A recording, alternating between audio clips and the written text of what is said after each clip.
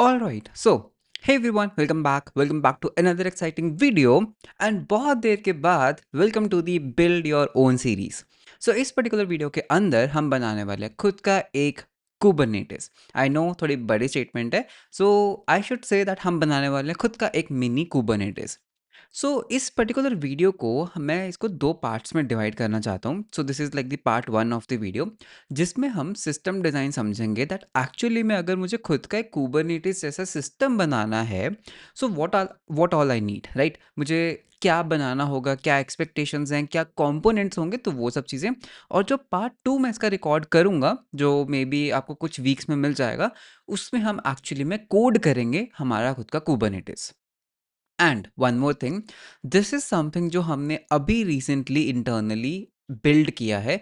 Because यहाँ पर क्या था, हम ऑलरेडी कुबरनेटिस यूज़ करते हैं, बट कुबरनेटिस समटाइम्स ना बहुत ज़्यादा रिसोर्स इंटेंसिव हो जाता है. तो हमने एक्चुअली में खुद का एक मिनी कुबरनेटिस वर्जन बिल्ड किया है which is like working in production. So I thought कि ठीक है, I want to share my knowledge with you that आप भी खुद का एक मिनी कुबरनेटिस कैसे बना सकते हो. So with that let's start with the video and understand कि इस पर्टिकुलर प्रोजेक्ट की एक्सपेक्टेशंस क्या है. एंड नंबर वन थिंग, एक छोटी सी प्री रिक्विजिट है जिसको आप स्किप नहीं कर सकते, that is docker. So docker is something, containerization is something जो आपको आना चाहिए. अगर आपको वो नहीं आता है, there is no point in moving on with this particular video. तो मेरा खुद का एक प्रीमियम डॉकर कोर्स है that is more than enough for this particular video. तो जस्ट इन केस अगर आपको डॉकर ऑलरेडी आता है, that's well and good. Just in case नहीं आता, उसका लिंक आपको डिस्क्रिप्शन में मिल जाएगा.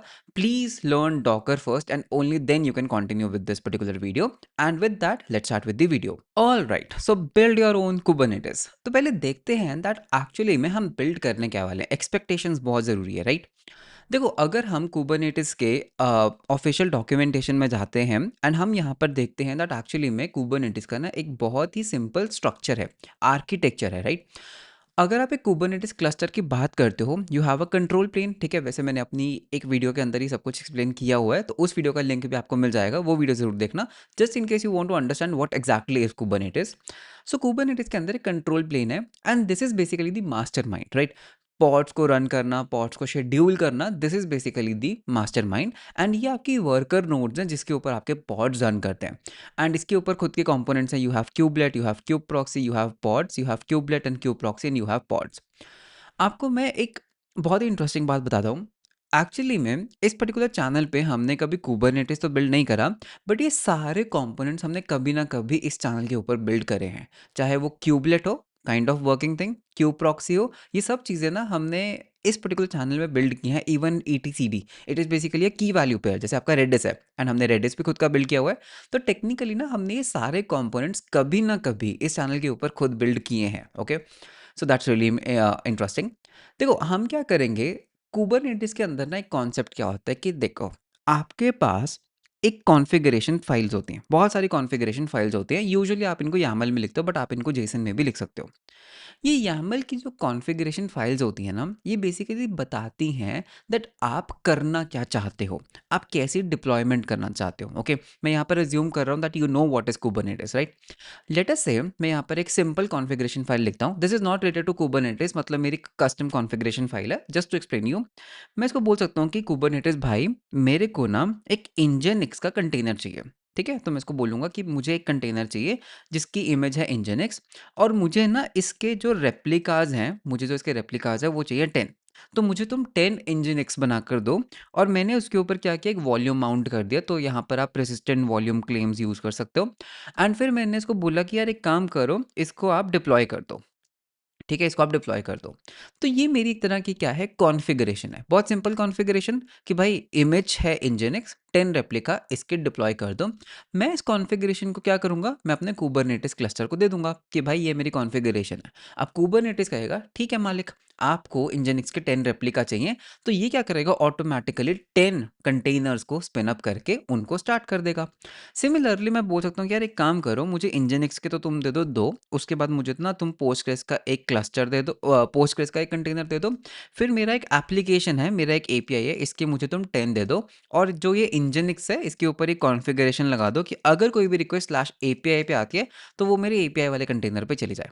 अगेन क्या है, it's just a configuration.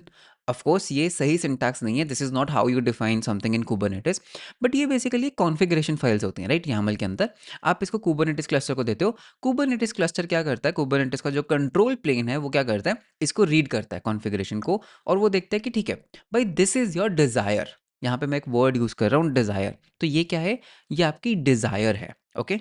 Desire, ठीक है? ये आपकी डिज़ायर्ड स्टेट है। कुबरनेटिस का जो, अगर आप यहाँ पर आते हो, जो एपीआई सर्वर है और जो आपका ये शेड्यूलर है, इनका पूरा मीनिंग क्या है कि भाई जो यूज़र की डिज़ायर है और जो हमारी एक्चुअल स्टेट है उनको सिंक में रखना, ठीक है? अगर मैं यहाँ पे सर्च भी करता हूँ तो एक्चुअली में आपको यहाँ पर मिल भी जाएगा, अगर हम यहाँ पे सर्च करते हैं desired state, exactly, so you can see here, ये क्या है, आपकी डिज़ायर्ड स्टेट है कि मेरे को क्या चाहिए, ठीक है? मैंने आई थिंक ये ना डिज़ायर दूसरे वाला लिख दिया, माय बैड, एनीवे। तो डिज़ायर, ओके, कहाँ गया, हाँ, तो डिज़ायर, और ये आपकी करंट है कि अभी कितना है। तो मान लेते हैं currently 0 containers are running of nginx, desired क्या है, 10। तो कुबरनेटिस काम पे लग जाएगा कि भाई मेरे को मेरे ओनर ने बोला है कि उनको 10 रेप्लिका चाहिए, बट मेरे पास 0 है, तो वो काम पे लग जाएगा। वो क्या करेगा, 10 रेप्लिकास बनाने लग जाएगा। तो उसने वो क्या करेगा, 10 कंटेनर्स बनाएगा, 1 2 3 4 5, और इसी को हम कॉपी कर लेते हैं। लो जी, आपके 10 बन गए।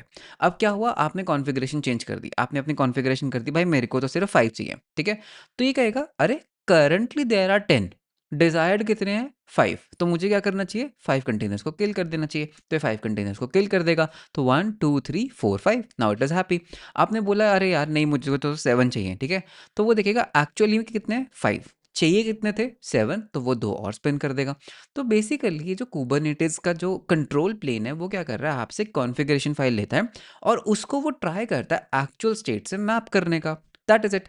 तो दैट मीन्स अगर हम वापस इसे क्लस्टर डायग्राम में आते हैं, तो व्हाट हैपेंस हियर इज, आपके पास यहाँ पर जो एपीआई सर्वर दिख रहा है, ये आप यहाँ पर एक्चुअली अपने जो कॉन्फ़िगरेशन फाइल है वो यहाँ पे आप पुश करते हो।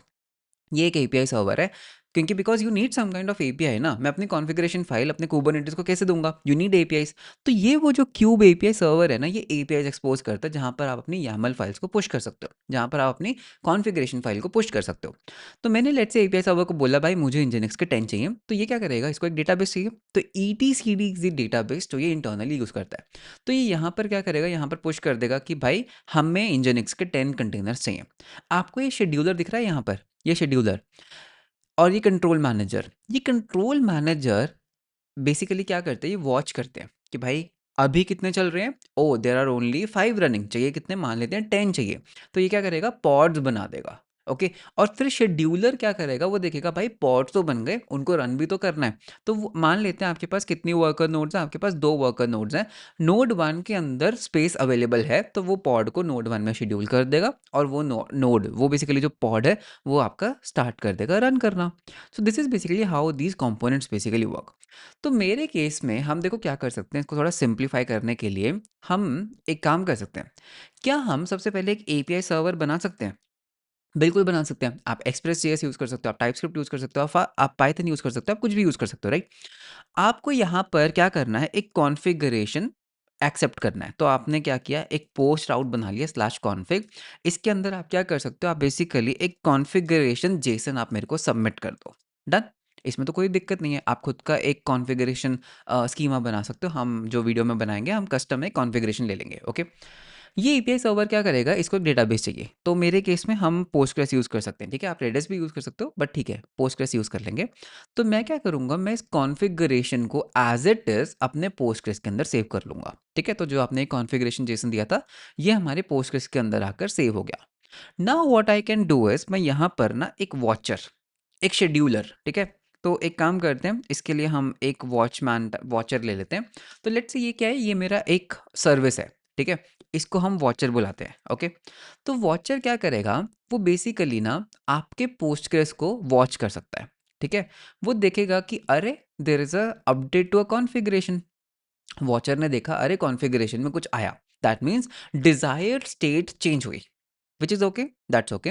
और ये वॉचर क्या कर सकता है, ये वॉचर कहेगा कि भाई देखो, आपकी ये क्या है, ये है आपकी डिज़ायर्ड स्टेट, ठीक है? तो इसको हम एक काम करते हैं, इसको हम बोलेंगे desired state. Second, okay, second में क्या कर सकते हैं, आप यहाँ पर अपनी एक्चुअल स्टेट लेकर आ सकते हो, तो आपने अपने डेटाबेस के अंदर कहीं न कहीं एक्चुअल स्टेट भी रख रखी होगी, तो आपके पास लेट्स से एक टेबल है कंटेनर्स का, ठीक है? आपने एक टेबल बनाया है कंटेनर्स का जो ऑलरेडी रन कर रहे हैं, तो यहाँ से आपने क्या किया, आपने अपनी एक्चुअल स्टेट पुल कर ली। तो वॉचर कहेगा कि भाई देखो डिज़ायर्ड स्टेट के अकॉर्डिंग आपको 5 कंटेनर्स चाहिए, एक्चुअल स्टेट में भी 5 कंटेनर्स अगर चल रहे हैं, तो हमें कुछ भी नहीं करना है, ठीक है? तो इसको ड्रॉप कर दो। अगर डिज़ायर्ड स्टेट ने बोला कि भाई मेरे को 7 कंटेनर्स चाहिए और एक्चुअल स्टेट में आपके सिर्फ 3 हैं, तो क्या करना है यहाँ पे? You have to spin more containers. कितने मोर कंटेनर्स? 4 5 6 7, 4 मोर कंटेनर्स आपको स्पिन करने हैं। तो ये वॉचर क्या करेगा? ये वॉचर बेसिकली ओके, ये वॉचर क्या कर सकता है? एक क्यू, ठीक है? आप यहाँ पर एक क्यू यूज़ कर सकते हो, जैसे हम इंटरनली एक क्यू यूज़ करते हैं। हम यहाँ पर एक इवेंट पोस्ट कर देते हैं कि भाई मेरे को ना 4 कंटेनर्स स्पिन अप करके दो, ऑन डिमांड स्पिन अप करके दो, ओके? करके दो। तो क्या होगा? ठीक है भाई, आपने क्या किया? आपने बेसिकली 4 इवेंट्स डाल दिए कि भाई मेरे को ये 4 कंटेनर्स चाहिए। Now what you can do is, आपके पास एक वर्कर होगा, तो एक काम करते हैं कि EC2 ले लेते हैं ना। तो एक EC2 मशीन चल रही है, ठीक है? This EC2 machine is basically watching this particular Q. तो ये कहेगी ठीक है भाई 4 कंटेनर्स बनाने हैं, तो ये EC2 मशीन क्या कर सकती है? ये डॉकर, ठीक है? जो भी आपका कंटेनर रन टाइम एनवायरनमेंट है, मान लेते हैं आपका डॉकर है, तो आप क्या कर सकते हो? डॉकर इंजन को यूज़ करके आप यहाँ पर 4 कंटेनर्स बना सकते हो। तो लेट अस से ये हमारा कंटेनर है, तो मैं क्या करूँगा? कंटेनर 1, कंटेनर 2, कंटेनर 3 और कंटेनर 4। तो मैंने 4 कंटेनर बना दिए, तो दैट मीन्स मेरी जो क्यू है वो हो गई है एम्प्टी। अब जब ये कंटेनर्स बन जाएँगे, ठीक है? हम क्या करते हैं, जब ये कंटेनर्स बन जाएँगे, आपको याद है हमने एक वीडियो के अंदर बात किया था CQRS पैटर्न के बारे में, command query responsibility segregation, right? जिसमें इवेंट ड्रिवन आर्किटेक्चर होता है। तो हमारे पास यहाँ पर क्या है, यहाँ पर हमारे पास एक काफका ब्रोकर है, ठीक है? This is a Kafka broker. ये जो डॉकर है ना, डॉकर बेसिकली क्या करता है, जब हमारे ये कंटेनर्स अप एंड रनिंग हो जाते हैं ना, हम ना एक इवेंट पब्लिश कर देते हैं काफका के अंदर कि भाई 4 कंटेनर्स क्या हुए, स्पिन अप हुए, 4 कंटेनर्स गॉट स्पिन अप। अब ये काफका को एक और EC2 मशीन लिसन कर रही है कि अच्छा 4 और आए, तो ये 4 कंटेनर्स और आने का मतलब क्या है? ये बेसिकली इसको अपने कंटेनर, अपने डेटाबेस के अंदर हम अपडेट कर देते हैं कि भाई 4 कंटेनर्स और आए।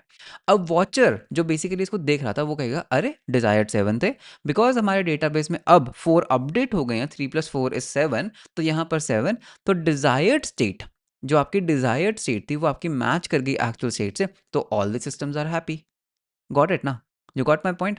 तो वॉचर बेसिकली क्या कर रहा है, आपके पोस्टग्रेस के ऊपर वॉच कर रहा है, ठीक है? यहाँ पर ना हम लॉक्स यूज़ करते हैं, हम ऐसा करते हैं कि लाइक सिलेक्ट, ओके, मान लेते हैं स्टार, नॉट स्टार, बेसिकली मान लेते हैं हमने एक आईडी सेलेक्ट कर लिया है, कॉन्फ़िगरेशन सेलेक्ट कर लिया फ्रॉम जो भी आपकी कॉन्फ़िग टेबल है, ठीक है? हम इसको बोलते हैं फॉर अपडेट स्किप लॉग्ड, ठीक है? तो इसमें क्या होता है ना, हम जब एक बार उसको सिलेक्ट कर लेते हैं, तो हम उसके ऊपर एक लॉक एक्वायर कर लेते हैं, सो दैट मल्टीपल वॉचर्स अगर हो, मान लेते हैं मल्टीपल वॉचर्स हैं, तो वो दोबारा से सेम कॉन्फ़िगरेशन को पुल ना कर लें। तो यहाँ पे हम क्या करते हैं, इस तरह की क्वेरी रन कर सकते हैं, ओके?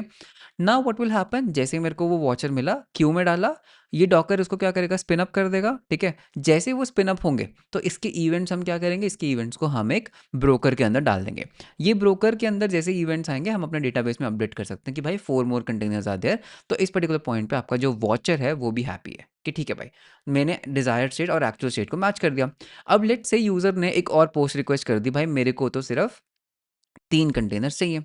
तो वॉचर देखेगा अरे कुछ कॉन्फ़िगरेशन अपडेट हुई, 3 चाहिए है कितने, 7, तो मतलब कि 4 किल करो।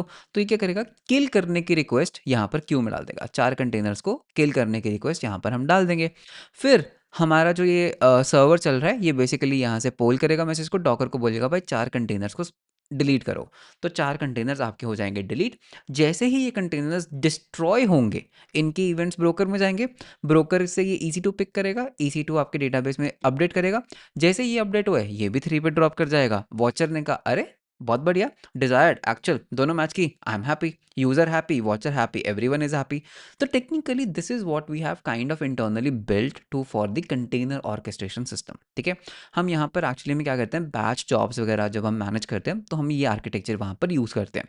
तो यहाँ पर आपका CQRS पैटर्न भी यूज़ हो रहा है, यहाँ पर आपके क्यू सिस्टम्स भी यूज़ होते हैं, यहाँ पर आपका डॉकर CRI जिसको हम कंटेनर रन टाइम इंटरफेस कहते हैं, वो भी आपका यहाँ पर यूज़ हो रहा है। एंड यहाँ पर हम जो डेटाबेस लेवल के लॉक्स होते हैं ना, ये वाले जो लॉक्स होते हैं, हम ये वाले लॉक्स यूज़ करते हैं, सो दैट हम मल्टीपल हम मल्टीपल अगर वॉचर्स रन कर रहे हैं तो वो एक ही जॉब को पिकअप करके रन ना करते, तो उस चीज़ को प्रिवेंट करने के लिए ये वॉचर हमारा इस तरह से काम करता है। और डेटाबेस के लिए हम पोस्टग्रेस यूज़ करते हैं so that we can run this kind of queries. So this is basically how this whole infrastructure और हाउ हो like all this things are kept. अब अगर आपको थोड़ी बहुत भी फुल स्टैक की नॉलेज है, you know that this is a doable thing. इसको करना बहुत आसान है, इसमें कुछ भी डिफ़िकल्टी नहीं है।